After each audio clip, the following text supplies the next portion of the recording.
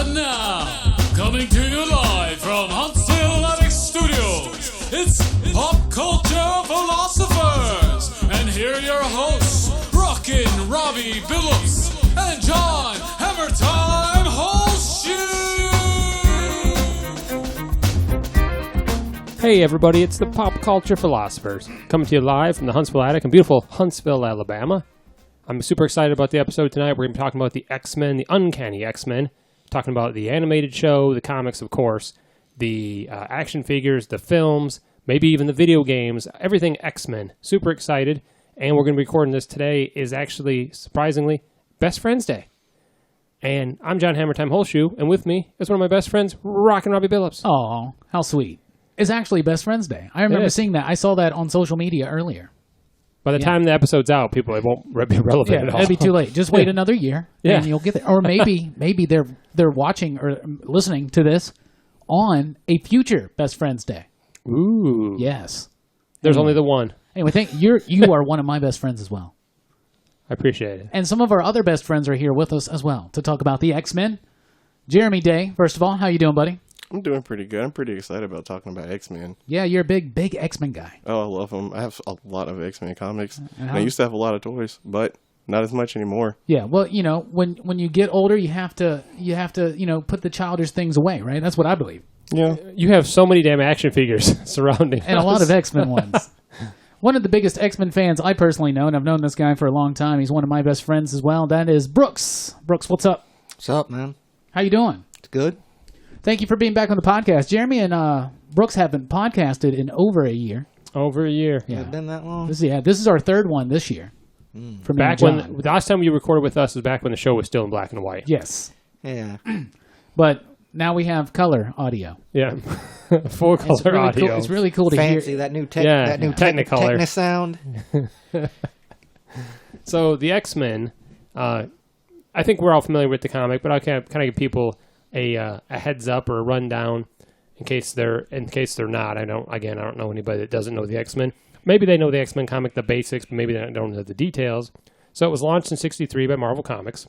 It's created by the great Jack Kirby and Stan Lee. It's about a subspecies of humans, mutants, have the ability, superhuman abilities, but they call it the X gene. That's where they get the X-Men name. Comic kind of typically focuses on the good versus evil, but includes a lot of stories about racism and prejudice, sort of sets it apart from a lot of the comics at the time. They're led by Professor Charles Xavier, Professor X, and the original team was Xavier, of course, Angel, Beast, Cyclops, Iceman, and Marvel Girl. Their arch enemy was Magneto and the Brotherhood of Mutants.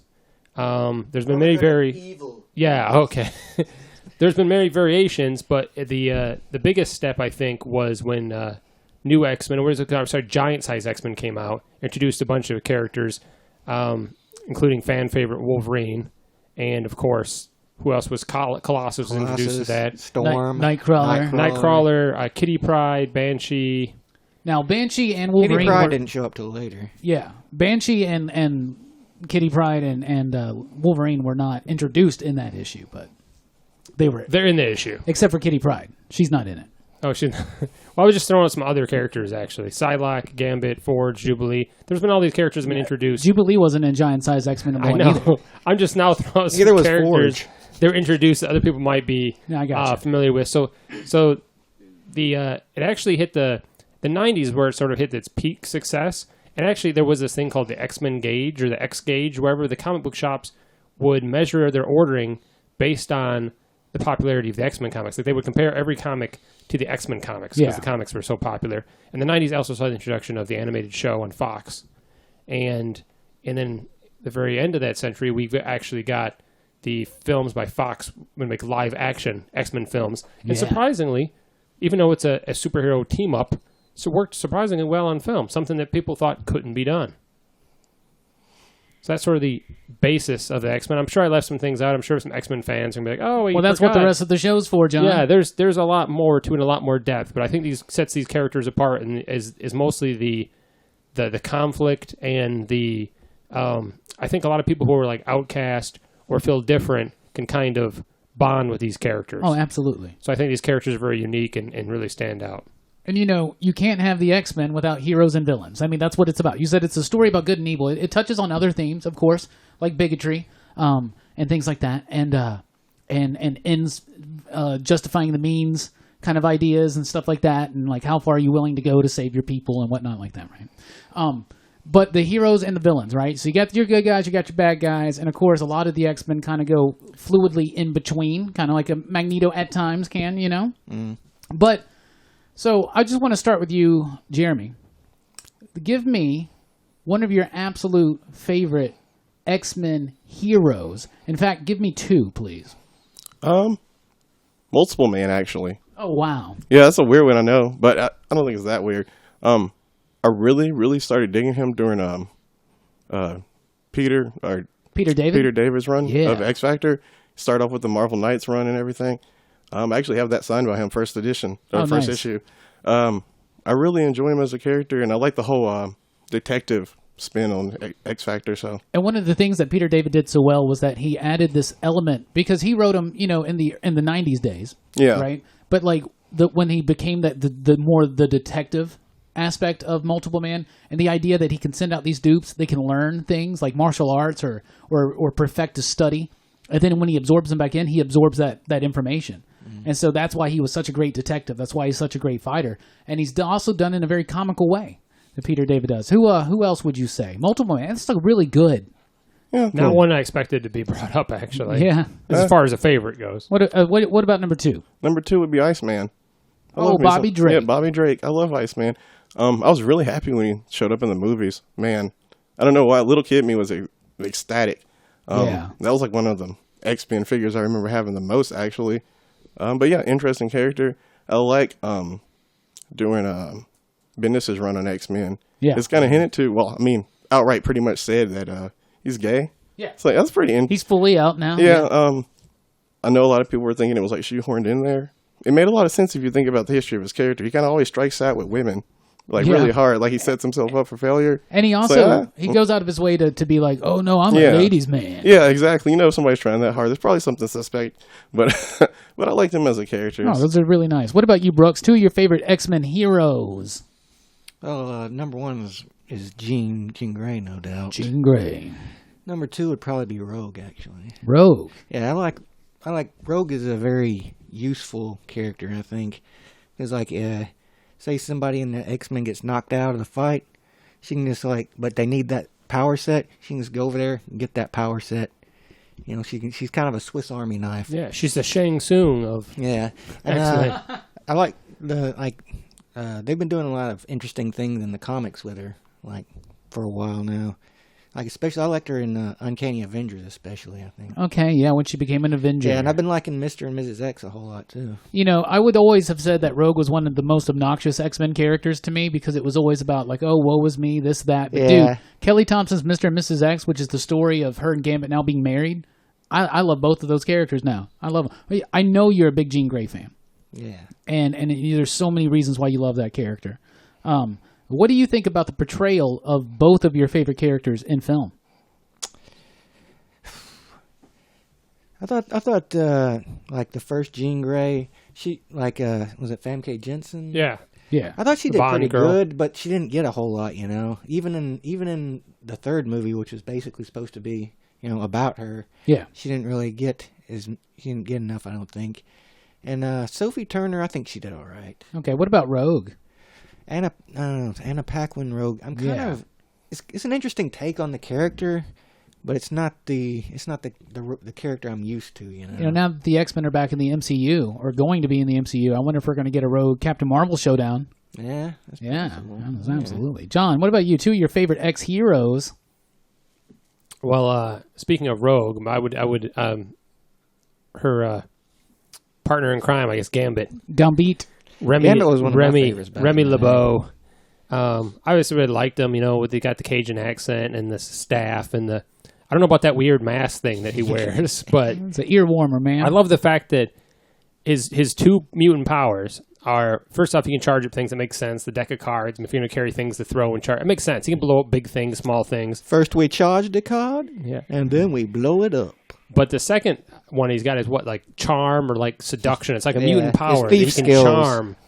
anybody. Now, early on, that was something they were trying to say was part of his abilities. I think they've really kind of moved away from that. Yeah. But they because his eyes are part of that too. I don't because you got them black red, eyes with the yeah. red Sparkle That's thing. that's the explanation. His eyes are weird. I still think it still shows that that's one of his mutant powers, whether they talk about it anymore or not. If anybody knows John, it makes total sense that Gambit's one of your favorites. What about number 2? Number 2 would be, and I hate to do this because I feel like it's everybody's, Wolverine. Somebody's got to say Wolverine. How can you not like Wolverine? First off, the power to re-heal is a badass. I know there's other mutants, and that's the thing too I was going to bring up. So you see other people with that power in the Marvel Universe, but there's some weird characters you see that never occur again. I'm like, surely some of these mutant powers must share, with other mutant. Anyway, we'll come back to that. But first off, that's a great fucking power. I mean, other characters do have it, Deadpool. Secondly, the claws, the badass claws. And he's just a tough guy. He's kind of that stereotypical tough guy, the cigars, driving a motorcycle. He's very stoic. Yeah. He's got that sense of honor, that code of honor. He's very loyal. Yeah. Loyalty is a big thing. He'll throw himself into danger to protect anybody. He's also kind of got the John Wayne / Clint Eastwood. He definitely embodies it. When you said stoic, like that's what I think of. So I know he's got to be on the list. I mean, he's definitely the most popular. He's probably Marvel's second most popular character. Maybe Spider-Man's more popular. Yeah. But Wolverine's up there. I think that's why later, and we'll talk later about the animated show, that's why the new one was called Wolverine and the X-Men. Oh, yeah, absolutely. I'm like, Wolverine is an X-Men. That's like saying, I don't know, I'm trying to think of a superhero team up, the Avengers, be like, Iron Man and the Avengers. No, Iron Man is a goddamn Avenger. I don't know, I just don't like the day. Yeah, I got you. Well, they were letting you know that the focus was going to be on Wolverine. Because fan favorite. Makes sense. Absolutely. 2 of my favorite heroes, my bad, ex-heroes, are the blue guys. I like Beast and Nightcrawler. I just love Beast. I love the look of Beast. I think visually he's just a very interesting character. In almost all of his incarnations, even when he's like human with big feet, right? Yeah. But the 90s Beast to me is like my favorite version of Beast, where he's got the same haircut as Wolverine. Apparently they went to the same stylist. And it didn't just grow like that. I love Cat Beast from the Morrison and Quietly Run. Oh yeah. And now he looks a little too apish with the bald head and the sideburns or whatever. Yeah. But the 90s Beast is great. I really love that. But Nightcrawler's also another one of my favorite ones. Growing up, I grew up in the church, and so he may be not, I was Protestant and he's Catholic, but like still the idea that he had a spirituality of faith was something that appealed to me. I also had, my mother was born in Germany, on a military base over there, and I learned German early on in my life, and so I've always had this kind of affinity for German stuff. I don't know. And Nightcrawler was just another one that's visually interesting to look at. I can look at Beast and Nightcrawler. There's so much you can do, an artist can do with those. The fun thing about Beast too is that he's a character that goes against type. Oh yes. He's this big, and he's mean-looking beastie guy, but he's he's always wearing lab coats. Yeah. And he's one of the smartest guys out there. And just Nightcrawler looks like a demon, but he's a devout man of faith. He even became a priest at one point.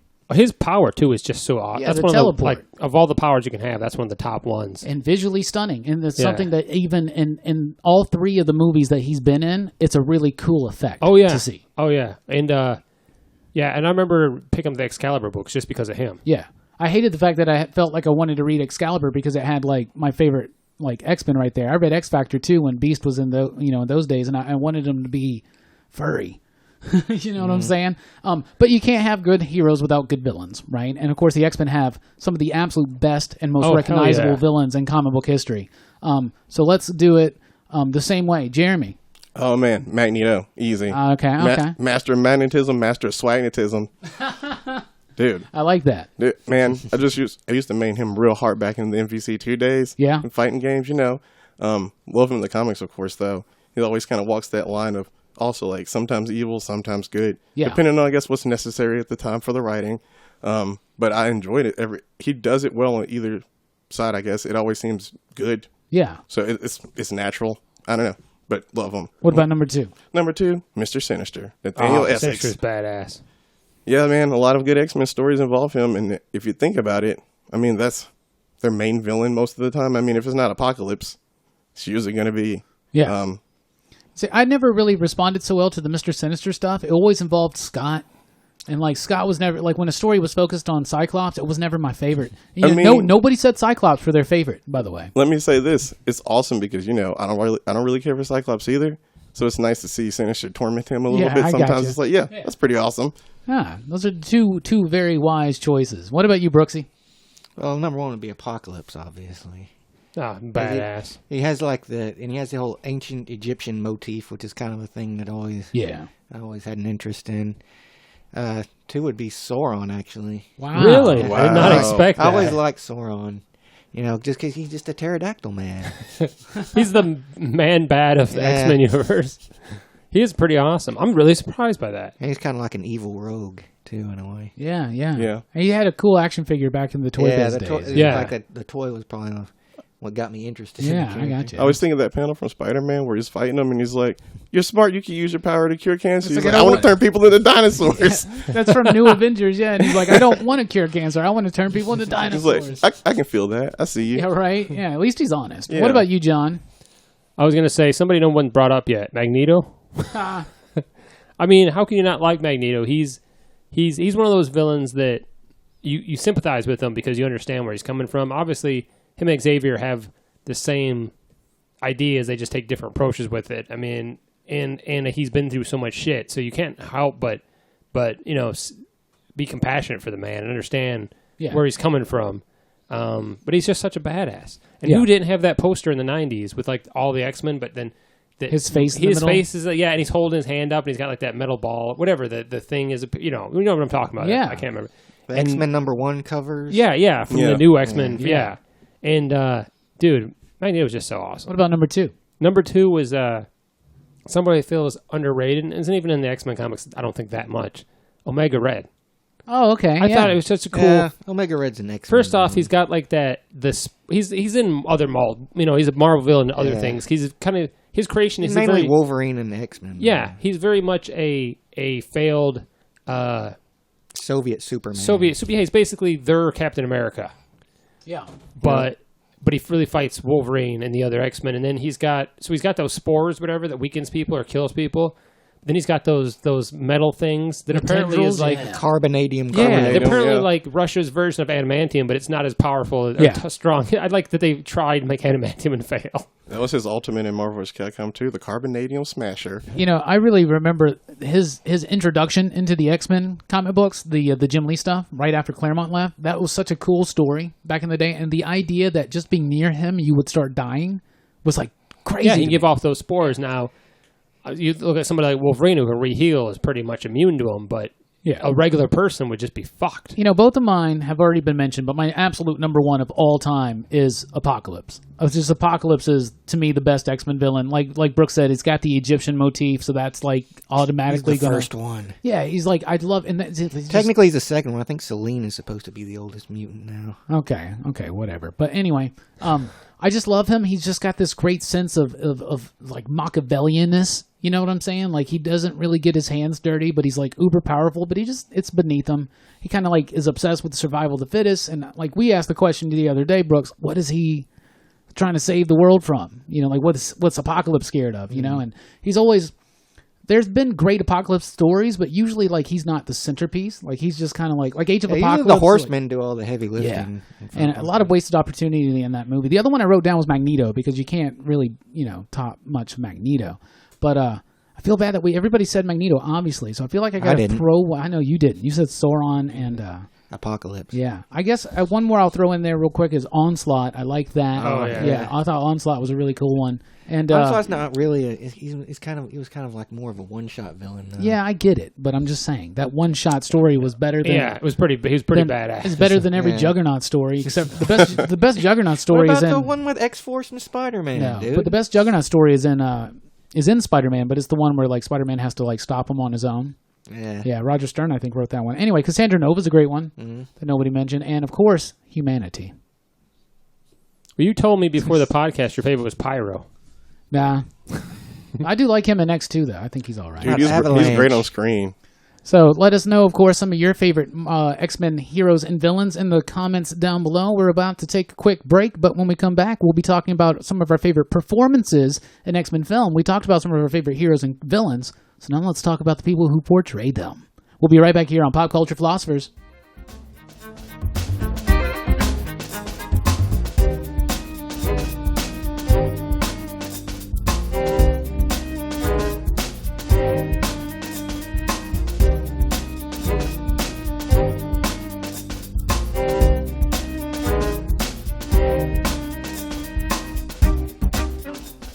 Welcome back to Pop Culture Philosophers. We're talking about X-Men, all things X-Men. And we're going to talk about the films a little bit, and especially our favorite performances. There's been some incredible actors cast in some roles that if you told me Sir Ian McKellen, for example, would be an X-Men film years ago, I would have told you to shut the hell up. Like, I didn't expect some of these big name actors to be in these roles, even though I love the comics. You know, most people... maybe the normal people, well, until they hit the big screen, a lot of people didn't know who the X-Men were, unless you were a comic book person. And, there's been some great performances. So I want to just reach out to you guys, ask you who are your favorite performances or which actors in your mind stood out in the X-Men live action. I'm going to start with Brooks. If you can narrow it down to three, who's a couple actors, performances that just stand out in your mind? They're just kill it on the big screen, bringing these X characters to life. Well, Hugh Jackman obviously was... Who do you play? Oh, his Wolverine. I like how he answered you, like, Wolverine. You idiot. Yeah. Ian McKellen's Magneto. I like him. I like that performance a lot. And,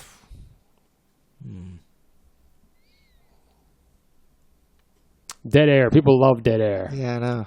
We only give you weeks to prepare for this. This Dead Air segment brought to you by blah.com. I'll just say, I'll go with an easy one. Kelsey Grammer's Beast was a good one, too. Ah, yeah. Some love for Kelsey Grammer's I Beast. like his Beast. That might have been one of the weakest movies of the franchise. Yeah, it's like he was a bright spot in a otherwise rather and he kind of like, movie. the way he talks and carries himself, I see him being like the very smart version of Beast, which we're familiar with. Yeah. And the fact they got, like I said, big roles, like, holy shit, you got Kelsey Grammer to play all the makeup and shit? He went through that? Kelsey fucking Grammer. Of course he did. He doesn't do movies, man. I know. Movie money's different than TV money. I heard he was paid in Trident layers, though. That's true. So, yeah, Hugh Jackman is Wolverine. I mean, maybe he doesn't have the right build necessarily, but he got freaking ripped. He had the right hair. He killed it. He really did kill it. I mean, he's always going to be Wolverine, unfortunately, even if he doesn't want to be. Even if he doesn't want to return to the role. And he's done it, I think 8 times, total. I think the only one to play a superhero more than him, I think he just got beat by Tony Stark there. Old Downey Jr. And who else did you say? I think Adam West has him beat. I meant in films. And then who was the other one? Say Ian McKellen. Oh, Sir Ian McKellen. Okay, we knight everybody on the show, but he actually is a knight. He is a knight. Sir Ian McKellen. He would be great in Lord of the Rings. They should cast him in that. Yeah, they should. Yeah, they definitely should. Jeremie, if you could narrow it down to 3, or who are 3 standout performances in your mind that embody or do a good job playing these X-Men characters? Well, I feel like we're going to have a few repeats because I'm going to go ahead and say Ian McKellen as Magneto. Sir Ian McKellen. I'm sorry, I messed up. We just said this. No, is he really a knight, though? Does he, like, ride a horse in full armor and do any of that stuff? I bet you don't know. Yeah, we don't know what he does in his private John life. do that? Does Paul McCartney, does he ever wear armor? Sir Ian McKellen's the only one to know that can make metal, like, move across with his mind. He just dresses himself with his mind. And Patrick Stewart, of course. Xavier. Dude, Patty he Stu. is freaking... What a casting, like, that's who people saw. Like, he's Xavier. Yeah. And then for him actually, like, oh, fuck it, I'll do the role. Unfortunately for James McAvoy, that's just, I don't know. He does okay. Yeah, I think he does a good Stewart, job, but that's a lot to live up to. It's hard to fill those shoes. They're big. And Hugh Jackman. I'm not even the hugest Wolverine fan, actually. Like, I don't know. The hype is too much for me. But his performance as Wolverine is, it's iconic now at this point. Yeah, he's done a really good job with the character, making you feel for the character. Especially even in that first film. Does it hurt? Every time. Oh, man, that gets you. Logan, man. Logan is just an emotional roller coaster. He had great hair, too. I know he's got like a stylist, but he had to grow the facial hair. I mean, a lot of that's natural, and it's just modified. He looks like fucking Wolverine should look in real life. So those shoes to fill when they do another X-Men film, once Disney, now that Disney has acquired the property, that's big, man. No matter who does it, the people are going to get pissy Be like, oh, he's not Hugh Jackman. It's been that way with Batman, with Superman. People have trouble letting go of that role, and it's going to be a bigger for Wolverine. I think. It's like Christopher Reeve couldn't have played Superman forever. Eventually somebody else is going to have to step up and fill a role. Like I'm sure Hugh Jackman, he did his time, and he did I think he did what he wanted to do with the character. Yeah. And I think he also went on a great note. I mean, Logan's is a good movie to go out on. It is, man. He went out at like the high point. So good for him. What about you, Robbie? Well, I would say number one is one that hasn't been mentioned yet. Well, first of all, Ian McKellen, sir. Patrick Stewart, is he a sir yet? I kind of think he is. I think he is too. I think he's right. So I definitely would say those two, right? I mean, they're kind of like the cornerstone of, and you say James McAvoy, I think he does a great job. And it's cool because he does a completely different thing at first, and then he slowly progresses into more of that regality that you have in someone like Patrick Stewart, right? Yeah, First Class Xavier is like way different. Yeah, way different. X-Men. I heard he's playing a young Picard in the new show. Oh wow! But you can see the seeds there. Yeah. All right. My absolute favorite performance, though, in all of the X-Men film, Michael Fassbender. He, first of all, Ian McKellen is a great actor. Unfortunately, never really had a lot of great things written for him to do and say. Right? Like there's some great lines in 1 and 2. 3 is decent, but the stuff that Michael Fassbender gets to do, the story, the tragedy, the drama that he gets to emote to the audience, dude, he kills it in every single movie. When his wife and daughter die in Days of Future Past, oh my goodness. In Apocalypse, whatever you may think of the movie Apocalypse, that is the most badass thing cinematically Magneto has ever done on film, is when he's tearing apart the Earth using the magnetic field. Wait, his wife and daughter die in Apocalypse. Yeah, you're right, in Apocalypse. Yeah. Apocalypse is not a very good X-Men movie, but Magneto is the strongest bit, and he's the strongest bit in every single one of those movies. Well, when I think about Sir Ian McKellen and Sir Patrick Stewart, I'm assuming his knighted as well. Why not? Yeah. These are some actors that are older actors, but they kind of set this bar, and they're very respected, great actors. I mean, anybody who made a film or a show would be happy to have these guys cast in any role because it elevates the film. Absolutely. And there's not as many actors like that these days. But I think Fassbender is one of those actors. If you look at actors that are younger that elevate, I mean, Fassbender's, I think, was going to go down as one of the greatest actors of all time. And you don't see that as much anymore. Yeah. You know how, we went through all this stuff with Daniel Craig about every other James Bond movie that's is he going to come back? And then we always speculate who would be, right? For a while, Michael Fassbender, right, could have been a great Bond. But instead, we have him as Magneto. I'm glad that we have him as Magneto. His performance as Magneto, and Ian McKellen would have been able to do it too in his younger years if he had a script like this too. But Fassbender can carry that dichotomy of Magneto where you feel bad for him and you're also terrified and scared of him, and he's reprehensible, but he's also very relatable at the same time. What about you, John? He'd be great in an Aliens film, maybe as a robot. Maybe. I'm gonna say Hugh Jackman, of course, is Wolverine. I mean, he does such a good job, and maybe he's not the right proportions, whatever. But first off, he got freaking jacked. He was already jacked, and he went from jacked to crazy jacked. And he does such a good job. He does such a phenomenal job in Logan. How can you not like him? I'm going to mention Alexander Shipp as the young Storm in Apocalypse and in this film, the newer film. Oh, yeah. I really like her take on a younger version of Storm. I'm not knocking Halle Berry. I think her Storm is a little over the top and theatrical. But what happens to a toad when it's struck by lightning? It doesn't make it goddamn same thing sense. that happens to every other thing. Yeah. I guess, they cut something out that references, they cut out a part that would make, apparently that scene would make more sense if they hadn't cut other stuff out of the film. Do you know that? Well, apparently I heard Joss Whedon say that she delivered the line wrong, or somebody said that, that she was supposed to be what happens to a toad when it's struck by lightning? Same thing that happens to everything else. Yeah, but she delivered it like one long line. Yeah, weird. I heard it was something cut. Maybe that's not true. Maybe it was a reference to something else. But yeah, Alexander Shipp, I didn't know she was from, first I'm like, oh, she's clearly foreign. No, she lives in the U.S. She was from some Nickelodeon show. I didn't know anything. Yeah, about Halle this Berry, person. her accent she gave up. Yeah, you could tell that, right? They also gave up on the wig eventually too. They're like, whatever. Yeah, I think she brought it up at one point. I I don't know what show, but yeah, eventually, I guess it was too much for her to keep doing the accent, so they're like, you can just... It's completely gone by 3. Yeah. It's mostly gone at 2. Yeah. But it's completely gone at 3. I hate when, and then there's other actresses and actors we could talk about that do that in series, and anyway, we won't get into that. And then the last one I want to mention is how awesome is Evan Peters as Quicksilver. Yeah. Oh, yeah. He's so funny. His visual effects, a lot of it has to do with he's got great lines and great visual effects to accompany his powers, and he's got some great scenes. So a lot of it has to do with the writing and the visual team. But he's awesome as Quicksilver, and he's a highlight of all the 3 films that he's in. Oh, I got some bad news for you regarding the new movie then. Yeah, man, he... Well, he's in it, and he's got a great scene, right? He's super awesome in it for the 2 seconds he's in it. Apparently. He doesn't have, like, a great scene, though. It's all right. Well, the rescue scene was pretty good with him. Oh, yeah, that one's okay. But it's not anywhere. That's kind of his cliche thing, though. Any of the stuff in his other movies. He's great in Days of Futures Past, and then it's like subsequent films, he gets a small rescue scene. I love him in these X-Men films, and then those scenes have been great, but man, he is so fast. He's way faster than Quicksilver should actually be. He's like light speed in these movies, if you really think about it. It's crazy. I'm okay with it. Ha! So, of course, you wouldn't have these characters for these people to portray without the comic books, right? Right, John? They're based on comic books? Get yes, the fuck out. believe it or not. So, as John said, 1963, Jack Kirby, Stan Lee create the X-Men. It did not do very well whatsoever. It meandered around for a little bit. Other people came on.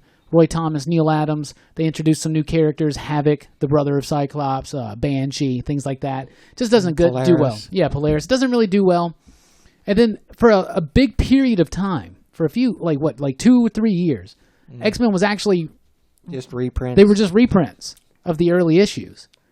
And then someone had a great idea. Well, instead of canceling this title, let's just make it new. Let's make some new characters. So they took Wolverine, who had just been introduced. They took the Banshee character. They added in Storm, Nightcrawler, Colossus. That was giant-sized X-Men. They kind of did an international X-Men team. Exactly. Where a more diverse team. Yeah, Xavier goes around the world and recruits different mutants. Oh, that's where you get Storm with the... Yes, yeah. and Nightcrawler, Colossus.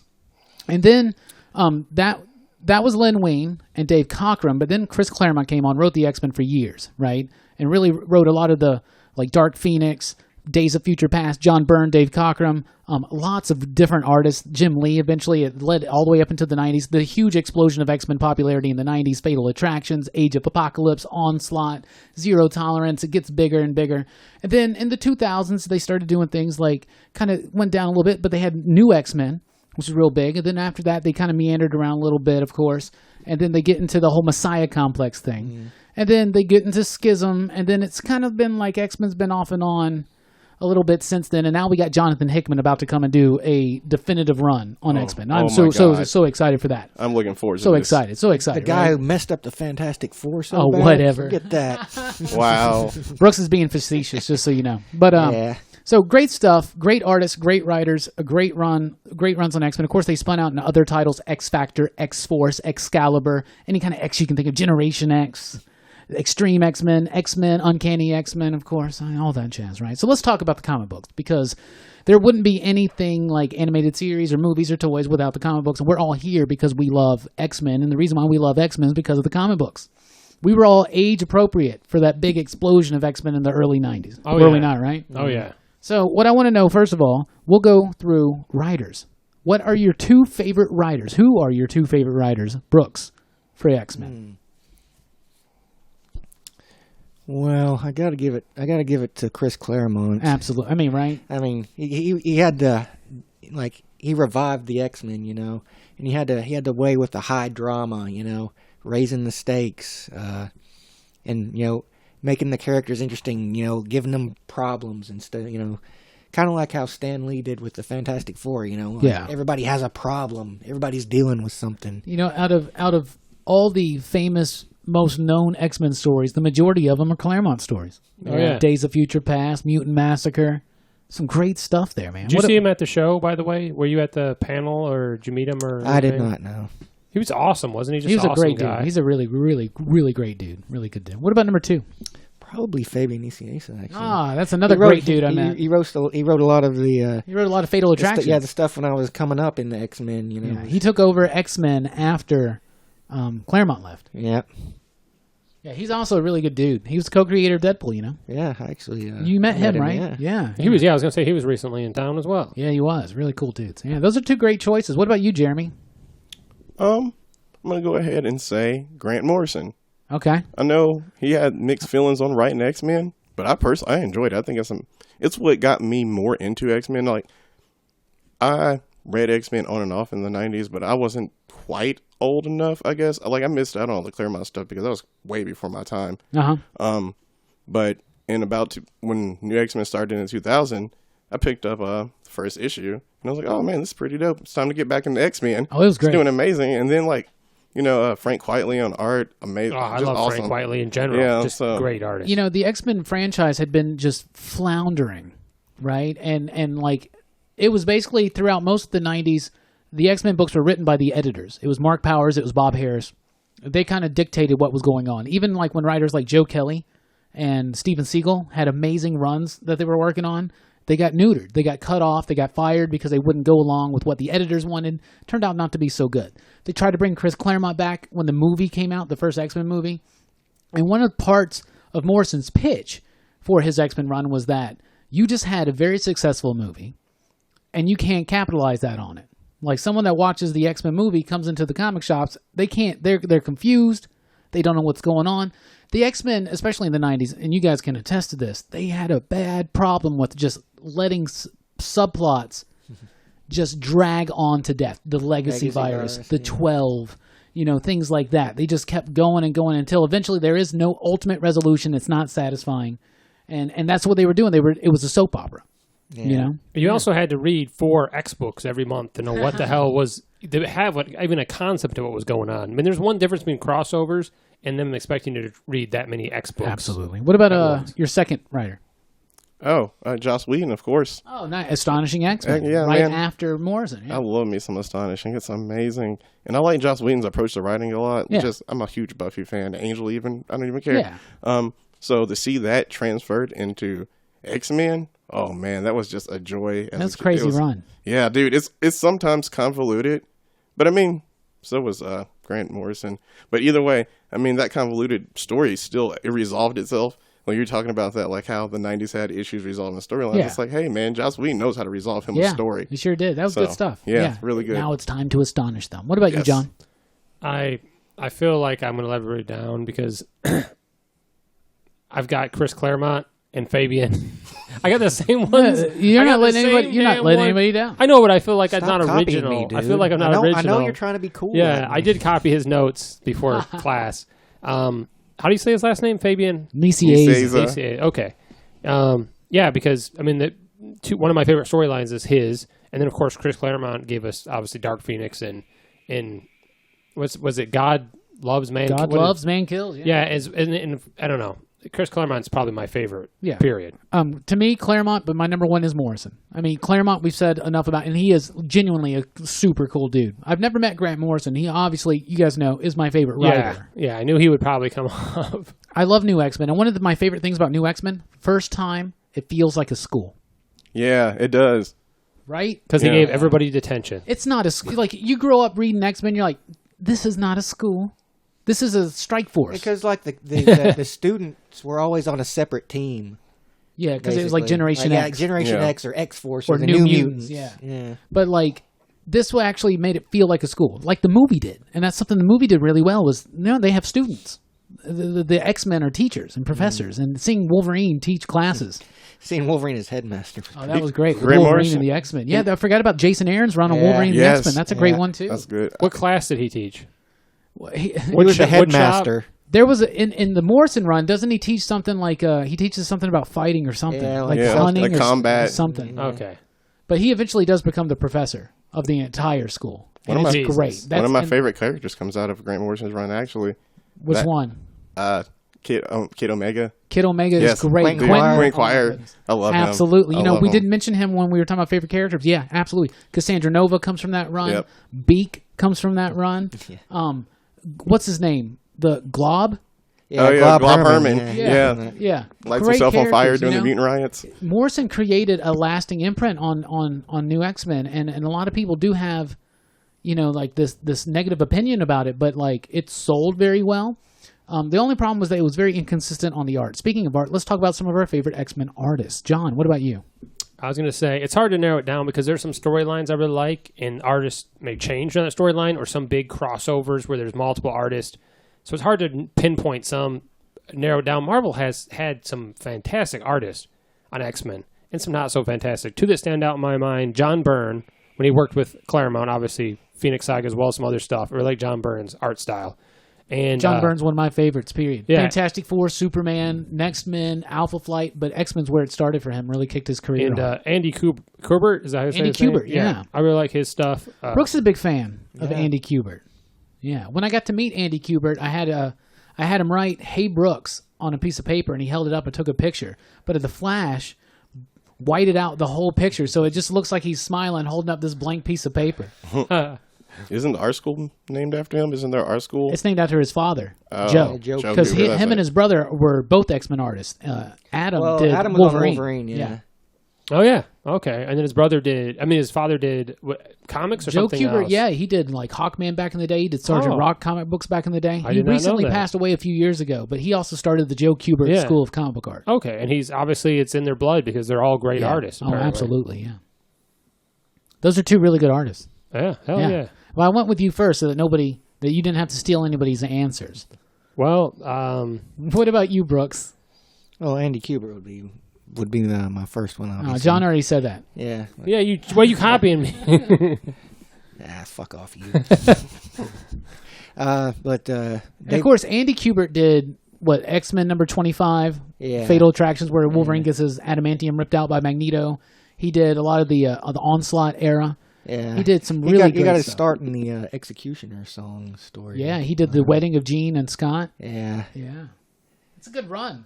Yeah, and Dave Cockrum's another one I really liked. You tell me they actually got married. It wasn't just it led up to a comic where they didn't get married and just dicked everybody over. But then Jean died, so technically they're not married anymore. Yeah. Now, Dave Cockrum, of course, was the guy that did Giant Size X-Men and did X-Men with Claremont before Byrne came on. Yeah. Good stuff. I especially like his Storm. He made her very cat-like. Yeah. I got Dave Cockrum on my list, so I'm going to take this opportunity to talk with you about him. He draws my favorite Wolverine. Yeah. He draws him like his whatever you want to call Wolverine's fin things, right? Whatever you want to call those. It looks more like it's, just like his hair slicked back. Yeah, right? But like his fin things on his mask, Yeah. right? Dave Cockrum draws them just like straight, like pointy triangles, Yeah. like almost Batman-like, and I just love it. I love the way he draws. That's kind of how they kind of went back to that with the Astonishing X-Men. I Yes, and the way that the way Cockrum drew Nightcrawler. Because in the 90s, they always had to go out. They just got further and further and more ridiculous. Dave Cockrum drew one of my favorite X-Men stories ever, which was one of the first ones I ever read. And it's the one where they go to Banshee's ancestral home, and Juggernaut and Black Tom are there. Yeah. Oh, man, I love that. And that's the first time that you ever get Wolverine's name, Logan. And it's a bunch of leprechauns, and they know his name. You remember that? Yeah. It's just a bunch of random leprechauns. So weird. And wait, so let's back up here. Is his hair like that because he wears the mask like that, or is his mask shaped like his hair? I know, it's so weird. What's really crazy is that Wolverine first appeared with that mask, and he never took that mask off for a long time. Yeah. So it was up to John Byrne, or Dave Cockrum drew what he thought Wolverine looked like, which he knew was Canadian. He was just going to have a normal 1977 haircut, and it was going to be blonde. And then, I don't know why, but John Byrne just did I don't know why. I don't know why. But it's iconic, is it not? No, it is. But when you watch the first couple X-Men films, don't you go, man, that's dumb? No, I think it looks great. Oh, no, it doesn't. I think it looks great. The best Hugh Jackman's hair looks like in all those movies is Logan, because they're not even worried about it. Oh, and it looks it's a lot shorter in. The doofiest is the first one. Yeah, what's the third one is good? Last Stand? No, the third Wolverine film. Logan? Because Origin's not good. No. Logan is the third Wolverine film. No, it's Origins. The Wolverine and then Logan. Oh, sorry. I fucked that up then. I thought there was one in between. The Wolverine's actually good. Who are your favorite X-Men artists? Did I tell you? Oh, yeah, you told me first. What about you, Jeremy? God damn it. No, I'm throwing. I'm gonna mess up his last name because I think I've seen multiple pronunciations of it, but Chris Bachalo. Bachalo. Botulism. Yeah, I don't know. I enjoy his Generation X art. Him and Scott Lobdell. Yep. Lobdell did it back in the day. Yeah, good stuff. I mean, he writes more recent stuff, or he does art for more recent stuff. Yeah, he too. did. He did the some of the Bendis Uncanny X-Men run. I like his Spider-Man stuff too. Yeah, he's doing some great Spider-Man work right Didn't now. Generation X, the first one, have that crazy metallic cover? Yeah, the Yeah, That I foil remember cover. that. Yeah, I like his art. I like his lines. His line approach is a little thick. I'm a fan of thicker lines and characters. Yeah, his Makes them composition's pop. great too. Yeah. He throws a lot on a page. Yeah. Other artists, Frank Quitely. Yeah. Yeah, I mean, Dude, just Frank Quitely is so awesome. just because, I mean, yeah, X-Men, but also just in general. I enjoy his art also. Yeah. His because he defines. I mean, he makes characters pop. They are defined. Absolutely. Like they look real, I like his Emma Frost because I think he makes her look like she would actually, look like a human like she's just constantly looking down at you. with the attitude. I love his Charles, his Xavier. Yeah. Oh yeah. On my list, we had Dave Cockrum on my list. I also have Frank Quitely. I just love Frank Quitely and his design on Zorn, which was another great character and idea that Morrison introduced. Yeah. As controversial as it is, that it's actually, in fact, a drug-addicted Magneto who's trying to sleep with a 19-year-old or 18-year-old Stepford. Right? Yeah. It's a little weird. It's a little all over the place, but stuff. Yeah. I think at that moment he was just trying to end it. But that at the end of that run. So let's get to runs real quick. We are running long on this segment, so real quick. What are your two favorite X-Men stories? It can be an entire run. You can cheat and say all of Chris Claremont's run. You can choose the storyline. You can choose a single issue. Jeremie, two favorite X-Men comics. Well, I'm just going to go ahead and keep repeating myself and say Astonishing. Yep, it's amazing Astonishing, to me. yeah. I love me some Astonishing. What's the other one? Is it new? Yeah, it's Yeah, new. there you Yeah. I'm sorry to be predictable. Yeah, but a lot of this is already forecasting who our favorite artists and writers are, right? Yeah, I mean, a lot of 2000s X-Men is really what defined it. I was interested in X-Men before that, of course, cartoons and random issues I would pick up when I had the opportunity. But in the 2000s, man, that's what defined my love for X-Men. Yeah. So, of course, I'm going to keep coming back to it. Those are good picks. So, What about you, John? I would say, besides the Dark Phoenix saga, one that I really enjoyed because I was in a comic super big at the time in the 90s with Fatal Attractions. Oh, yeah. I remember going and getting all the issues and with the holographic inserts on the covers. Hologram, yeah. And then we learned that Wolverine's he's got the damn claws and their bone underneath them because you always think that the metal, although it makes more sense. But we always thought that the claws were added by Weapon X. By Weapon X as part of the whole thing. And so he's got these bone and then just see the metal pulled out of him and he's suffering. And it's badass. And I'm surprised Magneto never did that before. Right? He could have done that. They pushed him too far. Yeah. Magneto had a bad day. This is like Magneto after falling down, the Michael Douglas film, right? He also fucks Cable up pretty bad in Fatal Attractions. Yeah, he destroys Cable. Yeah, he just rips him up to shreds, man. Those are really good stories, man. Yeah, anybody that has a lot of metal on them, they should fear. Yeah, right? Should fear. Even people that I was in a car accident, I had a hip replacement with this metal. Oh, fuck, avoid Magneto. Yeah, right? What about you, Brooks? Well, the Executioner song is a story that I have always had a really strong affinity for. It's actually the first complete X-Men, story that I ever read. And Fatal Attractions, of course. Still in John's answers again. You son of a bitch. You can kiss my ass, John. Why do you like those so much? Well, it's like the drama in them, really. They shaped the basically the landscape of the X-Men universe, for years and years to come. And it started with those two stories. Yeah, absolutely. I'm going to sidetrack real quick, but when I was a kid, I don't know how young I was a kid. It was in the early 90s, and maybe mid-90s. I was going to trade this guy, Robbie, different Robbie, my Fatal Attraction books for his X-Men 266, first appearance of Gambit. That's a pretty good deal. And then somebody at school, we met at school to trade, and then somebody's like, what are you doing that for? The X-Men's worth way more, and he backed out at the last second. I'm like, son of a bitch. Serves you right, buddy. My favorite X-Men stories, obviously number one, New X-Men. Grant Morrison. It felt like a school. I love the uniform. Like the Aether extinction. I love that whole That's Aether the extinction. best part of Phoenix. I love that Beast. I love Cassandra Nova. Riot at Xavier's. When Jean dies at the end of that, it's just so heartbreaking. And it really is the best iteration of a Phoenix saga, in a way, right? Even though it's not really Dark Phoenix or whatever. The other one is God Loves, Man Kills.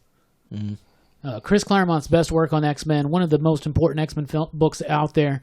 When I met Chris Claremont, I had him sign my copy of it, and I said, I think this is one of the absolute best and most important X-Men stories ever. And he looked at me and he said, "Of course, I wrote it to be that way." Yeah, that's what I got signed by him too. Funny Yeah. enough, Yeah. and I told he said something about the language, and I was like, "Yeah, it's a little racy. It's pretty. It's a little Yeah. rough sometimes, but Yeah, he it's did. awesome. It's amazing." Yeah, he was making the point about what it was all supposed to mean, and then he compared Stryker to Pence. He said he looked at it, he opened it up, and where he signed it, that's where you see Reverend Stryker, and he goes, "Doesn't he look like Mike Pence to you?" Oh my God! Oh man! He was also at the Wow. panel. He was very political, and I'm like, "Dude, you're in Alabama. You might want to." And he was doing some anti-Trump stuff, and I'm all like, "Yeah, rock on," but like I was like, "Dude, you're in Alabama. You're not scared." He's like, "I'm Chris Claremont. I'm not scared." What are they gonna do to him? And then the Blackbird jet came down and picked him up, and he flew away. Then I took him to get a Coke and an ice cream cone. This is simple. He's like, I want him to adopt me as my. Can you adopt someone to be your grandchild? He could be his ward.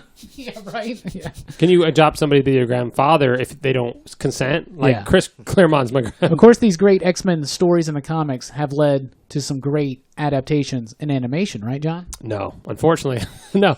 Every X-Men cartoon sucked. I'm surprised the X-Men didn't get something animated till the late 80s, because you had Fantastic Four, you had Spider-Man, you had other things that had made it into animation. I don't know how long it took so long for X-Men. It took so long. I don't know why. It could have been that we were dealing with this huge cast. I'm not sure. So in the very tail end of the 80s, we got Pride of the X-Men, which is sort of like a one-shot. And that there's some sort of conjunction there with Konami, because Konami based their video game on that artwork. And that led to that popularity and that art style led to the X-Men 90s show, a show I think we all love, a show I think we all know the song to. That was actually, it was a very popular show Saturday mornings. They definitely had a lot of issues with getting the show made, but once the show was made, the show was very successful. Unfortunately, Marvel wasn't so successful because they had filed bankruptcy during the show, and Saban had stepped in and paid to finish the show out and pay for the remaining episodes. Is pretty awesome. I think Marvel was bought by Toy Biz at that time, if I believe. Yes. And then Toy Biz was also counting on that because the figures, including Absolutely. X-Men figures. So after the 90s show, we got X-Men Evolution. A couple years after that, which is like, they're like teenagers.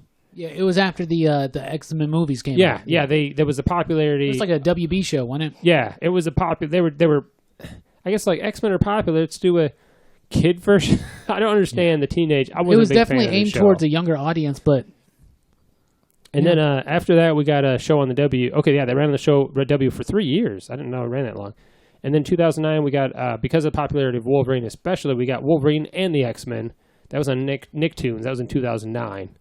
And then in 2011, we had a very short anime. I think it was like a straight-to-DVD series. yeah, that Warren Ellis wrote. Yeah, it was an anime. They did a Wolverine, an Iron Man, a Blade, and the X-Men. Yeah, I think the closest X-Men was the weakest out of all of them. I think the X-Men 90s, I think, was probably closer to the comics than most of the series. Well, they like straight up almost like faithfully adapted a lot of stories. A lot of times too, they comic. I'm sorry, when things make it from a comic to a show, they change the art style for it may be convenience or because or it works better. Like look at the Batman animated show, which was great, but it's they deviated from they had their own art style. The 90s one I just felt like was really close to the storyline and the art of the comics. Yeah. Love that show. But yeah, they've been pretty successful. Was it your favorite, the 90s X-Men? Oh, yeah, by far. And that really, I mean, I was reading X-Men at the time anyway, and so having on, watch it on TV just made me a bigger X-Men It was fan. groundbreaking, dude. It was such a big deal. It's my favorite too. Yeah. I also really do like Wolverine and the X-Men. I was never really. X-Men was really good. I was really never into Evolution, but Yeah. I did like watched Wolverine and the Evolution. X-Men. I don't think Wolverine and the X-Men, it kind of reminds me, I enjoy it, and it does remind me, the art style reminds me of like the Batman and Superman show that I talked about. Yeah. It's that style, but it works. It's a good storyline, good characters. They went in I don't know, I didn't care for the Evolution one, but I did like it. It's not I don't like as much as the 90s I one. didn't but- mind Evolution, actually. I thought it was all right. Well, why is that? I mean, until the end, because they started trying to basically forecast they were going to do a Dark Phoenix saga type deal, but it never came out. The show was canceled. But I think it was a good adaptation to get younger viewers into the show. In the comics, even they were in high school. Yeah. So I mean, it was closer to being like a school type deal instead of them going out and just like fighting random threats. Oh, It's yeah. like we're more like like an assassin or a strike force type team. You said that earlier, I think. Somebody said that earlier. Yeah. But yeah, they're more like school kids that sometimes have to deal with like random other evil mutants. It was great too to also really just take the height of the X-Men's popularity with the movie. Yeah. And throw something out there for kids. They had the black costume still. Brooks, Yo. do you have a TV? Did you watch any of these animated shows? Actually, the 90s series got me into X-Men in the first place. Are you serious? Yeah. Yeah, I remember my best friend at the time, he was getting into comics, and he told me about the X-Men cartoon coming up, and I'd watched it, and I was really into it. And then I eventually ended up buying a lot of his comics that he was selling, and that's when I got started collecting X-Men comics pretty much. It was a great cartoon, so I guess, I mean, other than the fact that you jumped into maybe that period in the 90s, the storylines were confusing that you're jumping into. But yeah, the fact that it introduced you to this great comic series is pretty awesome. Because the show, I'm really, again, it borrowed a lot of storylines. I mean, yeah. But I really liked Wolverine and the X-Men too. That it was just so disappointing that they didn't follow up on after that first season, because, you know, at the end it has Apocalypse. Yeah. And I was like, oh man, why couldn't they do that? The whole thing's building up to that. Yeah. Did anybody get the VHSs when Pizza Hut had them? Yes. Yeah. And it had Bob Harris talking to interviews Stanley, with Stanley, Fabian Nicieza, Bob Scott Harris, Lobdell. and Scott Lobdell. Yeah. Yeah, I just remember being excited and getting those and having to go and get all of them. I still got the DVD sets. They're right there of the X-Men animated series from the 90s. I didn't know there was Impressive. a DVD set. Yeah, man. Yeah. I still have my VHS. And, you know, one of the things that really, you know, with a great cartoon, always comes a great toy line. You think of Masters of the Universe, you think of G.I. Joe, Transformers, Power Rangers, even though it's not animated. Wolverine, Rainbow Bright. even though the X-Men toy line in the 90s wasn't necessarily directly about the TV show, it went right along with it. Oh, yeah. Right? So let's talk about toys real quick. First of all, the first X-Men toys came out in 1991. Toy Biz did these little lines. It was Cyclops. It was Wolverine, Storm, Archangel. Cable. Well, yeah, no, that's the first line didn't have cable. Yeah, it didn't have cable yet. Nightcrawler, Colossus, Magneto, Apocalypse, Juggernaut. And what's crazy is that they're based on late 80s designs. So that when it released, Brown Wolverine. X-Men #1 by Jim Lee, which, by the way, during the whole artist segment, nobody said Jim Lee. Isn't that crazy? Yeah. But weird. most people probably would, but we know what the deal is. We know what the score is. I like Jim Lee. It just wasn't. I had to narrow it down to 2. We talked about that. I mean, Yeah, he might have been like a 5th or a 4th for me. Yeah, he's that. Yeah, absolutely. But, you know, props to Jim Lee, obviously. But with the popularity of the Jim Lee X-Men comic and the popularity of the cartoon, and the first series didn't look anything like him. Like Storm was in her black costume. Cyclops is in his X-Factor costume. Colossus wasn't in that animated series. Nightcrawler wasn't with the X-Men at the time. Exactly. Neither was Colossus. And but that toy line is so great. Then they continued to do toys all throughout the 90s. Ever since then now, because Toy Biz did the animated, the animated, so they did so many different X-Men toys. They eventually did like Phoenix Saga toys, Age of Apocalypse toys. Toy Biz did the X-Men movie toys for X-Men, the first movie. And then ever since then, it's mostly now Marvel Legends. Yeah. That gets the X-Men toys. And those have gone from like Toy Biz to Hasbro now. Yeah. And some great toys. Some great play sets. We all had X-Men toys. Oh yeah, growing up? All right. Yeah, I had a few. Jeremy, what were your favorite X-Men toys? The only one I really can remember was the Iceman, one I mentioned earlier. I had the first Iceman. Is that clear plastic or something? Yeah, he's like a clear plastic. You could put him in the refrigerator or something. Yeah. It would change colors. Oh really? That's pretty awesome. That's the one I remember the most. I actually held on to that for a very long time. I was surprised. And then I lost it like shortly after I moved here. Your mom put him in a drink accidentally and drank. Oh my! Oh, I think she would have noticed. Just melts. The figure just melts into the drink. I think she would have noticed. You know, I mean, it's newer, but I'm actually super proud of the Kota Bakia Art FX Magneto. Oh yeah, statue the I have. Art FX stuff is Dude, it's so fantastic. dope. It's got him with the he's in the sleeveless costume with the black. Yeah. It's awesome, man. Oh yeah, I know what you're talking about. Yeah, that's one of my with favorites. the assless chaps. I have that one. Oh yeah, man. Leather Daddy Magneto. He's got a tight butt, man. What about you, John? So Toy Biz, the 90s obviously had great figures. My introduction to X-Men, before I even read the comics, one of my favorite figures as a kid, I had Magneto from the Secret Wars figures. There's That's that figure right, I line. forgot, Magneto, and he didn't have a cape. Those are some of the first X-Men figures because there was a Wolverine and a Magneto. Yeah, see, I had Magneto, and I had Dr. Octopus, and Spider-Man. So I had those 3 from that line. Nice. I quickly lost Dr. Octopus's tentacles because he did have those. Yeah. Magneto never had a goddamn cape. Didn't have a cape. He did have a shield for some reason. Yeah, they all had a shield. It was the gimmick. Yeah, but that was one of my favorite. I'd say during the Toy Biz, not pre-Toy Biz, like that whole line though. My favorite was Magneto. I thought he just looked badass with his helmet and everything. I didn't even know who this character was. I thought he was the coolest looking character. For Secret Wars? Yeah. Okay. What about from the Toy Biz line? From the Toy Biz. Oh, I also had Iron Man from Secret Biz. From Secret Biz. What do you call it? Secret Wars. Yes, I had this Iron Man. Oh, this Iron Man is great. I thought Iron Man was badass. Is that the Spider-Man you had that's up there on Terminator? It looks like him. Is that the yeah, one? That's the one. Toy Biz. I didn't have a lot. I was at a point where I wasn't really buying or collecting figures. My buddy was, and so we used to go to toy shops looking for figures. The only one I remember having was Sabretooth, which I think you saw when you used to live with me because it was the one we squeezed his legs. One, and his mouth and his arms move or whatever. Yeah, maybe his absolutely. arms move. Maybe his mouth doesn't. His arms and his mouth moves. Okay, I remember him being does badass. this. My brother had the Wolverine from that series. Does his claws retract? I think his claws retract, but it had a weird thing on his hands. So his claws. I just remember it being I know that one. I don't remember it being a very good figure, in my opinion. What about you, Brooks? I know you had a lot of these. Well, yeah, the first ones I remember, my grandma got them for me, was Wolverine, the second one, and Sabretooth. You know, the Sabretooth that had the chest thing on his stomach with the claw marks? Yeah, that one. The orange one with The healing factor. He's like, really, when you look at him, he doesn't look anything like the Sabretooth from the series. He looks like kind of like weird hair thing. Like we're saying, that's Sabretooth from like the late 80s. Yeah. But my favorite was always the Sentinel. Oh, yes. This is Right over there. Oh, the big ass Sentinel. Yeah. I was jealous. I never had the Sentinel. The Sentinel's a great piece, man. Yeah. You know, for me, I got the Sentinel in here too. That's great. I love the first 5 Wolverine figures that Toy Biz did. The brown costume one where you could take the mask off and it's a ring and his claws retract and they stay in. Then I love number 2 where he's in the tiger stripe costume. Number 3 where he's in the yellow and blue without a mask. Did Magneto have a costume figure where his helmet was huge because it fit on him? Yeah, the first one. And it was like abnormally funny, like almost like humorously large. And his action feature was that he was an actual magnet. Yeah. Right? He Oh, had a were you magnet in his serious? chest and his hands. Yeah, and he could hold these little weapons to him. The second one had a spark thing in his To chest. finish off the Wolverine thing, Wolverine 4 was the Weapon X one. Yeah. And Wolverine 5 was Spy Wolverine. I love that one. I remember the Spy Wolverine. I love the Apocalypse 2 action figure Yeah. that looks like that big one right there, but small. The Sentinel, Iceman 2.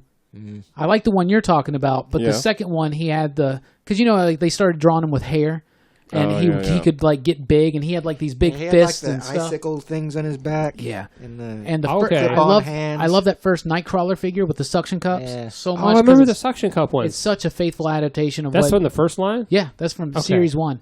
And since you said the Sentinel, I'll go ahead and throw the Blackbird in there, the X-Jet, because I Yes. just recently got that. It's right over here by me. Good stuff. So we've been reminiscing about the comic books, the performances, the animated series, the toys. Man, that was a long segment, but wasn't that fun, guys? Oh, yeah. Yeah, it's We'll be awesome. right back with the meat. We're going to ask you what your favorite X-Men film is, and then we're going to reveal our top 5 favorite X-Men films of all time. When we come back here on Pop Culture Philosophers.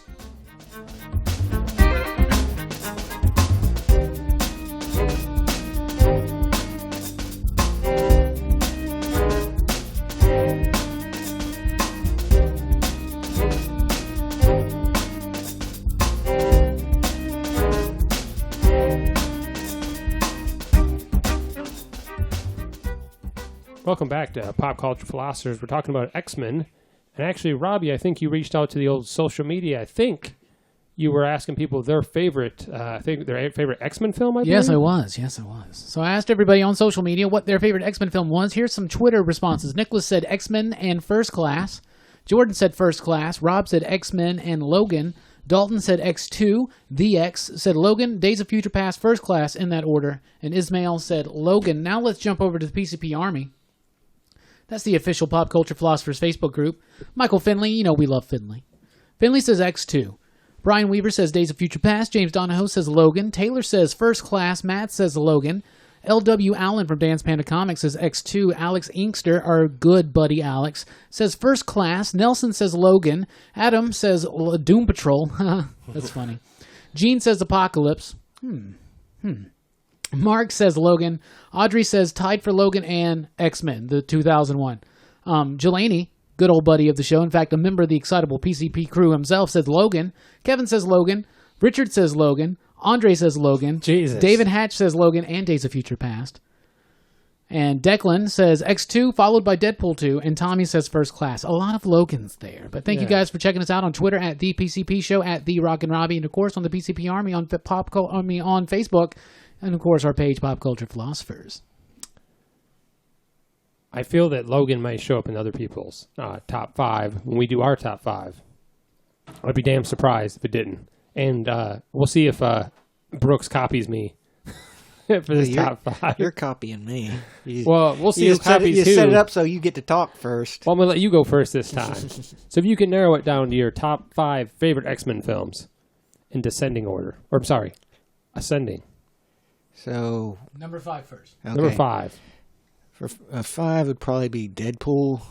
Okay. I thought Deadpool was... It was a better movie than it had any business being, really. You know, it's good and it's funny, you know. I don't find it as funny as, you know, a lot of people do, but there were some good jokes in it, and it was a fun, entertaining movie. Yeah, I'll give you, even though he's not one of my favorite characters, I thought they did a good job with the film. I'll give you that. And it had Colossus in it, which was neat. Dude, that Colossus is great, yeah. By the way. That actually, the other characters you do see in the film, in both Deadpool movies, they do a great job with all those characters. Yeah. And they were respective, I think, of the properties. You can tell that the people who made the film enjoyed what they were doing, and that it shows. Awesome. Good choice. Number 4. Number 4, I would probably go with First Class. It's great. It was hard to follow up. I'm going to say that when they said, hey, we're doing another X-Men film, but it's going to take place earlier with a different cast, I'm like, what the fuck are they doing? So I was a little hesitant, but they had to do something after X3 to recover, to be honest with you. Yeah, well, I like the fact that it took the focus off of Wolverine and put it back, you know, on the X-Men. You know, like, let's do an X-Men movie about the X-Men, not have, having to, do Wolverine. Yeah, he's not even in the film at all. Oh, wait, he's in there for about 2 seconds. Yeah, he has a cameo. He's got the best line. Yeah. Oh, what's your number 3? Number 3 would be Logan. Logan, your number 3. Wow, all the way down to number 3. It's many people's number 1s. Yeah, I like Logan. It's a good movie.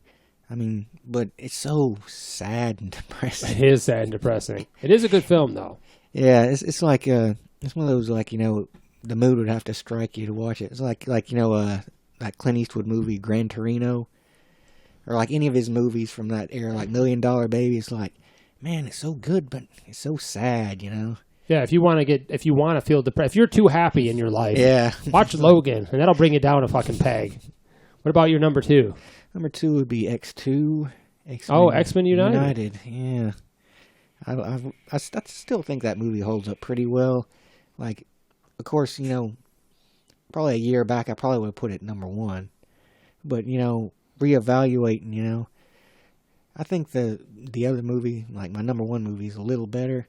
But X2 is still a lot of fun. It's entertaining. It's a good story. Oh, has your opinion changed because Dark Phoenix came out? That's what I expect you to be your number 1 then. Yeah, so what is your number 1? It was actually Days of Future Past. Oh, okay. Never mind. Yeah. Days of Future's Past. Yeah, Days of Future Past, I think, was like the best interpretation of an X-Men story that they've managed to do so far for the movies. I can dig that, yeah. It's almost as though they had the writer on set. They did. He's even there. Chris Claremont's one of the he's senators. Even in it, yeah. And he was, I think, a lot of the success of the film, I think, could be owed to him being a part of it and them taking his advice and him being on the film. Yeah. But they did a great, even though they made some changes. And he even said, a lot of people are like, why did they change it from Kitty to Wolverine? Yeah, Kitty to Wolverine. He's like, it makes sense. He's like, I understand why they did it. And he said, it actually makes more sense. He actually kind of stood by it. Yeah, and at least Kitty's the one responsible because they created that new power for her. It is. And it's, what's her face reprises her role? Ellen Page. Ellen Page. Mm. And people, and since he was a fan favorite, it makes sense to make him sort of the prime part of the film. You know what I'm saying? So it kind of worked out, but he wasn't like the main. He wasn't the main focus of the film, like not at all. The first 3 X-Men movies. But he still, like, he was an important part, but he wasn't the central character. And then we get him tying the new with the old. It hits on, again, multiple points. It does a good job at bridging the gap there. That's good top 5. That's a fantastic fact. That's an uncanny. That's an astonishing top 5. An extreme, even. Yeah. I see what you guys are doing. Extraordinary. Amazing. What about you, Generation. Jeremy? If you can narrow it down to your top 5 in Quite reverse an X order, starting with factor in number that. 5. Oh my If god. you can narrow it down.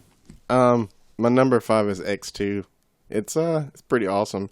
I think it does stand a test of time. It was a great sequel. I mean, they really Yeah. had a lot to live up to. The first one was very successful, and I think the second one just hit it out of the park. Also, it's based on a really good run of X-Men. God loves, man kills. Yeah. It's pretty close.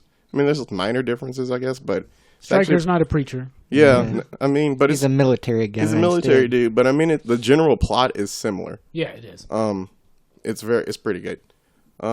Number 4, gotta look it up 1 second. Hold on, I forget.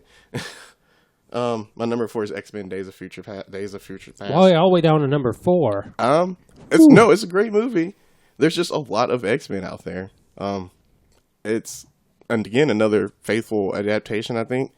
It's very close to the source material.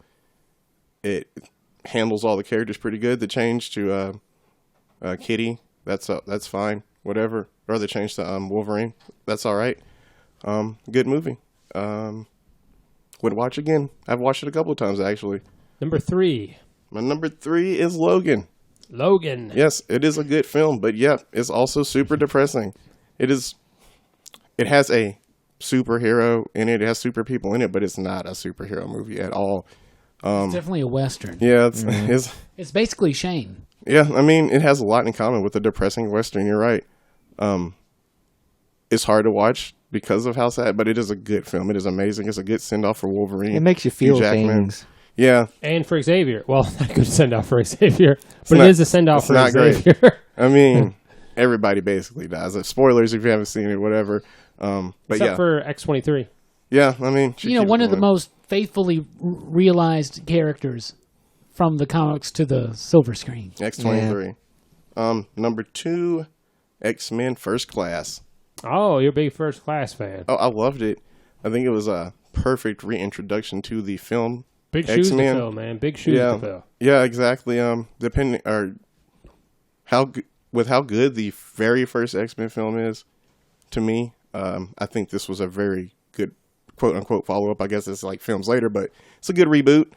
I wish they could have followed the quality a little bit longer than 2 movies.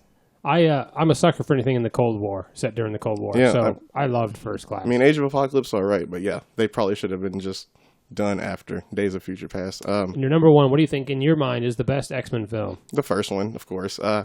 It was a good strike of fortune for Marvel to have something, or I guess Fox, to stumble upon such a good formula that early on when superhero movies were pretty rare, especially a team-up type film. It's pretty well executed, I think. And I've watched it a lot, actually. That's why it's my favorite. I mean, I've seen it a bunch. Yeah. Prior good.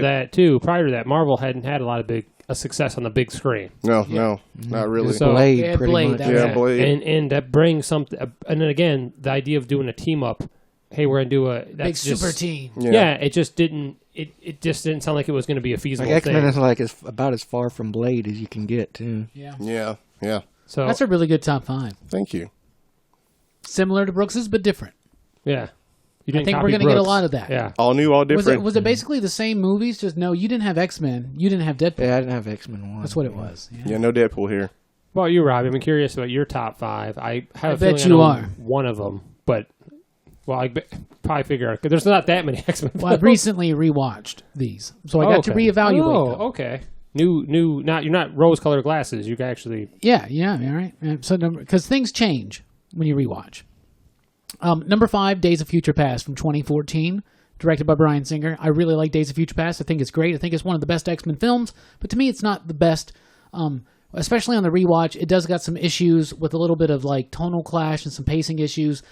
To be honest, sometimes I like how Wolverine's not a main character, but sometimes he still distracts from the main story of the film. But I do like that movie. I think James McAvoy and Michael Fassbender. I just love Fassbender in these movies. And I really think Days of Future Past does a great job of taking a very familiar comic book story, changing it a little bit, but really kind of adapting it very faithfully for Fox, you know. Number 4, 2017's Logan, directed by James Mangold. I just recently watched Logan. It's a great film. It is a great Western. It is basically Shane. Great performances. Patrick Stewart will break your heart in that film. We've had to watch that dude die twice in X-Men films. But I really do like the movie. I think it's great. I do, unfortunately, think it's a little try-hard. It's trying too hard to be R-rated. Way too many F-bombs, like out of nowhere. Like a 13-year-old wrote it. I hate CG gore. And the gore is so goofy and dumb in parts. Like, I don't mind seeing some blood, but like I like Wolverine slashing people up in X2 a little bit better than Logan because it just doesn't look so stupid. It looks gaudy to me. Do you know what I'm saying? I hate CG gore. Maybe that's because I'm a big practical effect horror X2, guy. I think they also tried to go too PG, so he's got claws. I But understand. he's still stabbing these people. They just don't show the blood. And in this one, you see claws, and it's like coming through his mouth, and then up in his skin, and then through his eye. And they it's just definitely like, went Mortal Kombat with it. yeah, a little silly. Number 3 is X2, X-Men United from 2003, also directed by Bryan Singer. I would have told you that X2 was my favorite months ago. In fact, when we did the superhero movies podcast recently, I put it on my top 5. Well, that list would be completely different now. When I rewatched it, it didn't hold up near as much as I wanted to, but it was it did a great job of just running from the start from what was established in the first X-Men film. Magneto was done so well in that film. It's got some great moments when they break Magneto out of prison. That's a great moment. The Nightcrawler, Alan Cummings' Nightcrawler. Dude, it's awesome. It's one of the best opening scenes of a comic book film, period. Really great stuff. I love the ending and the setup for Phoenix. Unfortunately, it didn't really pay off. But it's still like X3? You know. But it's still a Wolverine film mostly. Cyclops and even Xavier get taken out really, really quick. And it's about his past. Him discovering his past. All the X-Men get completely separated. Yeah. But I do love all the bit about Wolverine and the kids. And I think it does a great job. Number 2, X-Men, the original of 2000. I think Bryan Singer came in and did a great job of taking something, and we're really spoiled by the MCU right now, right? So like X-Men and X2, they feel a little stale. They feel a little stiff. You know, they feel a little stagnant right now, kind of with the MCU, right? So this was new territory.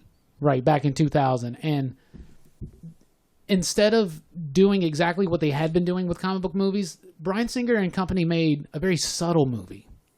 And the movie has no wasted dialogue, except for the Toad line. But every word means something. The moment you're talking, does it hurt? Every time. Just 2 words. It makes you feel so much, right? The opening of that film with Magneto as a kid, the bit with Rogue and Wolverine and he's doing the bar cage fight, you know, just everything about that movie is so great. Ian McKellen, every line of dialogue him and Patrick Stewart say, I love it. It just does a great job of introducing the concept. And it's a sci-fi movie over a superhero movie, you know? My number 1, though, X-Men First Class. It surprised me on the rewatch. That, to me, is the strongest X-Men film. And they go back, they take Wolverine out. Yeah, he's got the cameo, and that's funny. But it's finally giving us the story that we rarely even get in the comic books. And that's building the friendship of Eric and Charles. And McAvoy and Fassbender do that splendidly. They do it so amazingly. It's brilliant, their performances. And you really believe their friendship. You really believe that they come together. Yeah, they used a bunch of throwaway X-Men. Havoc, Banshee, the other version of Angel, Darwin. Who cares, right? Because that's not the focus. So in all the X-Men, you see Cyclops, you see Jean, you see Storm. They're kind of wasted in a lot of these films. In First Class, it didn't matter if they wasted those students because who cared, right? Who cared about Darwin or Banshee? But it did suck to find out in Days of Future Past that Banshee died in between the movies. I'm like, come on. And they really just going to push that kid out that window and down that like satellite dish? Like maybe you'll be able to fly? Come on. And I also really like Beast in that film, even though his makeup didn't start looking good till Days of Future Past. I think it's CG in First Class. But First Class, it's not about Sebastian Shaw. Kevin Bacon, Sebastian Shaw, big deal. It's just a Bond villain. It's just a Bond villain plot. But God, I love those. I love that movie, and it's just the moments when Charles is talking to Eric, and he's like, "I feel your pain, but you're so much more." And they're like, they have that moment together when he teaches them how to move that. Oh, dude, it's just, I love First Class. First Class is my number 1, man. And I'm shocked. It's pretty It's good. not what you were expecting, was it? No, it was not. That's a pretty good movie. Caught me off guard. What about you, John? So mine's exactly the same as Brooks. No, I'm kidding. My number 5 has actually been Deadpool, surprisingly. Not one of my favorite Marvel characters. I think he's overhyped. But I really enjoyed the movie. That was funny. I think the costume looks good. Ryan Reynolds does a great job.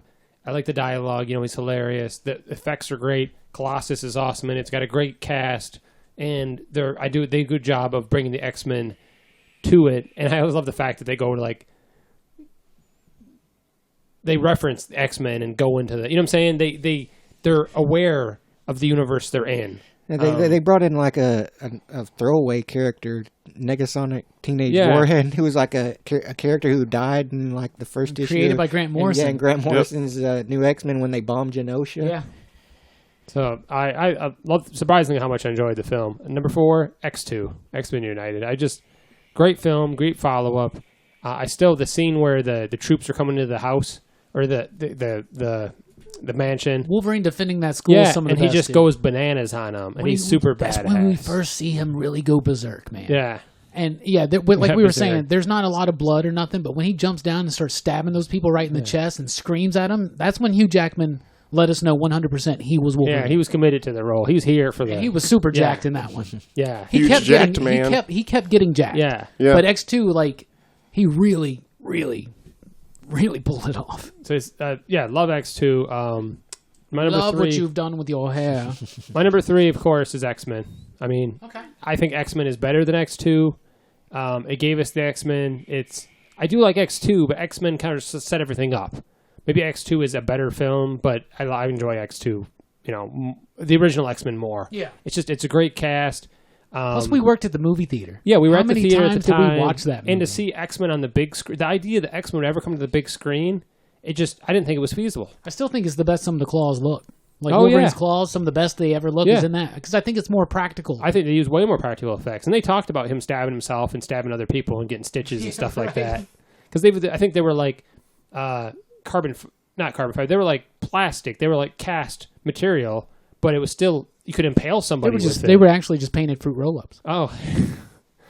Can you just eat your way out of Yeah, that? just eat them after every scene. My number 2 is Logan.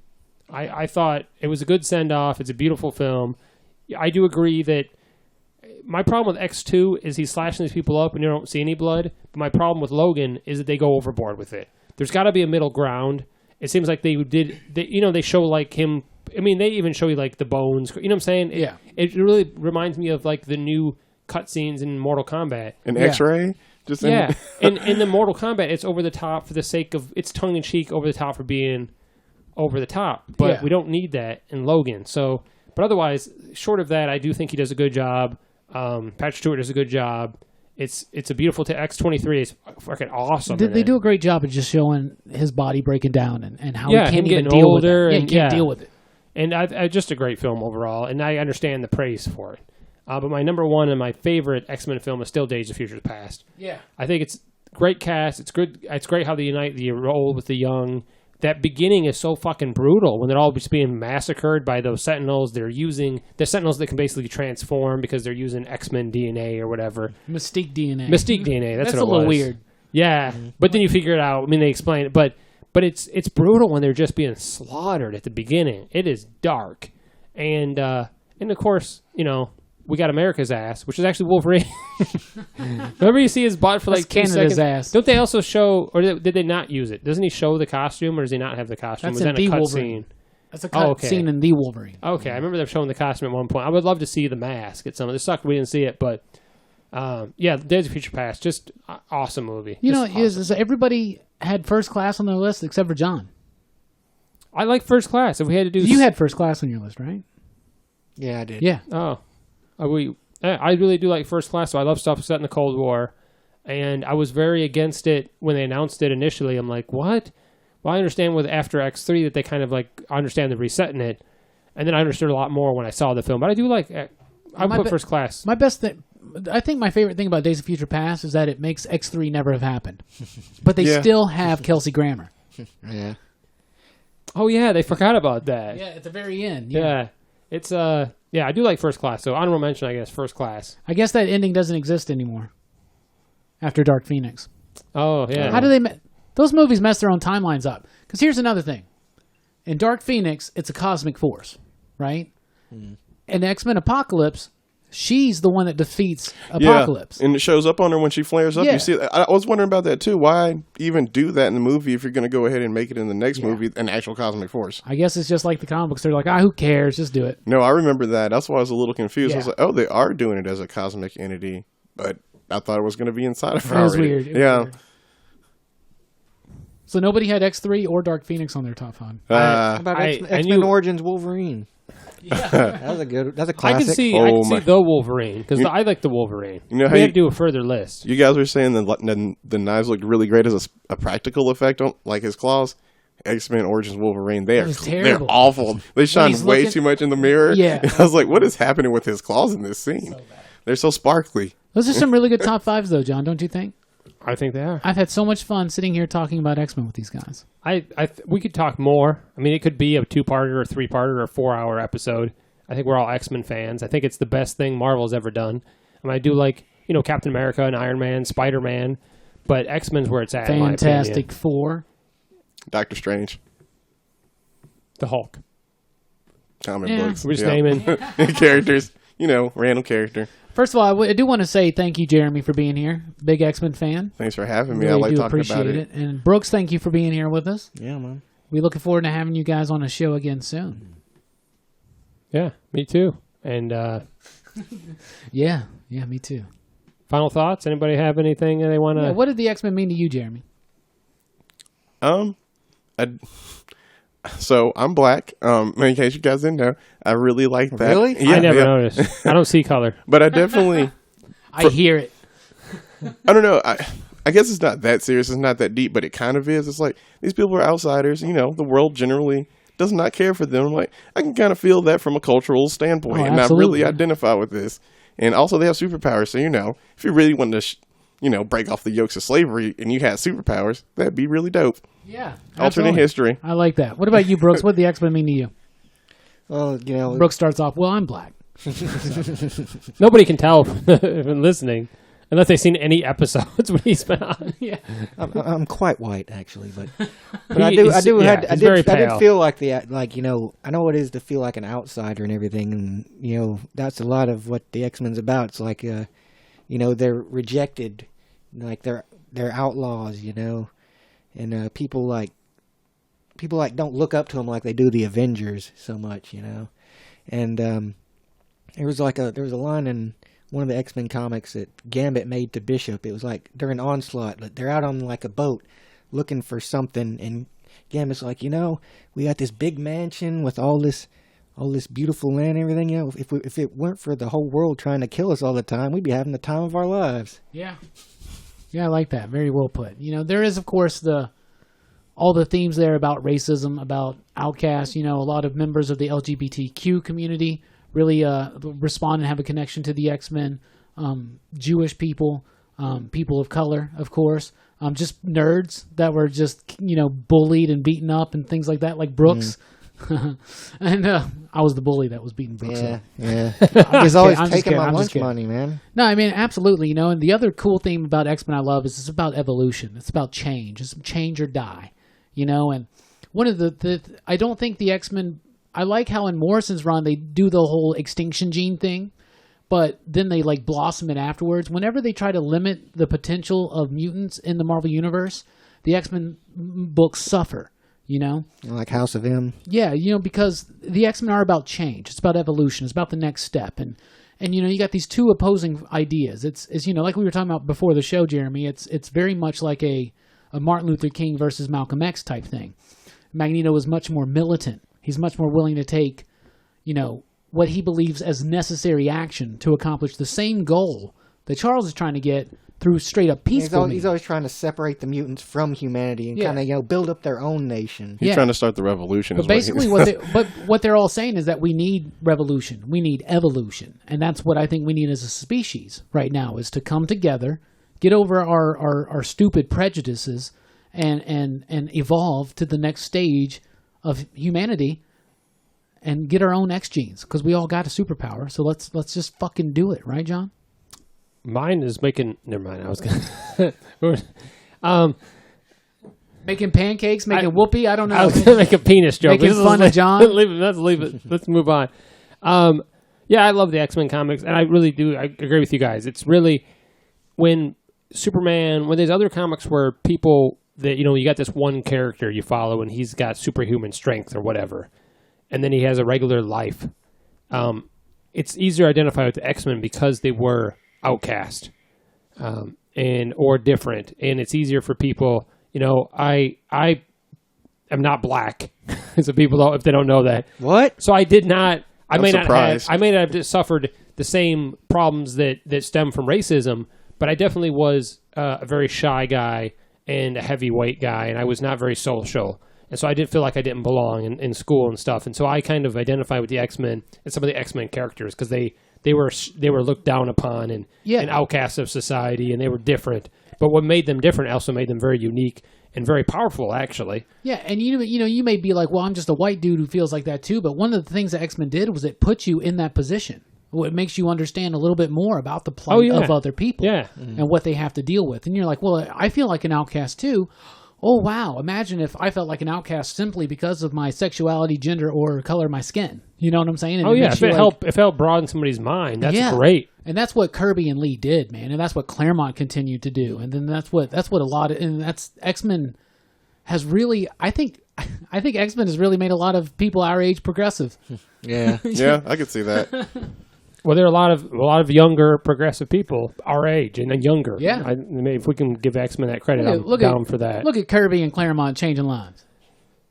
And Lee and Byrne, too. Yeah. Why not? Problem solving.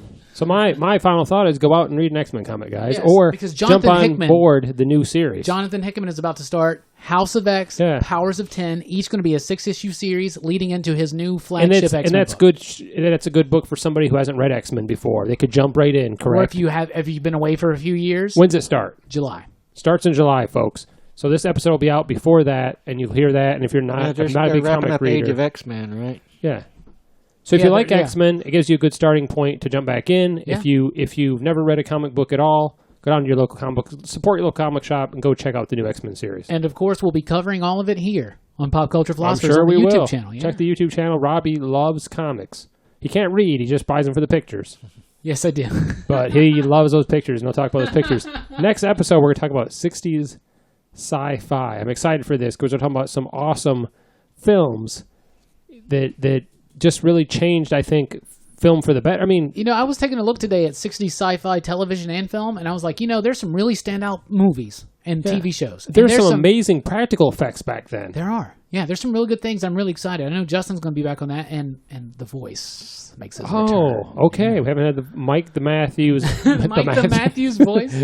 Like the voice Matthews.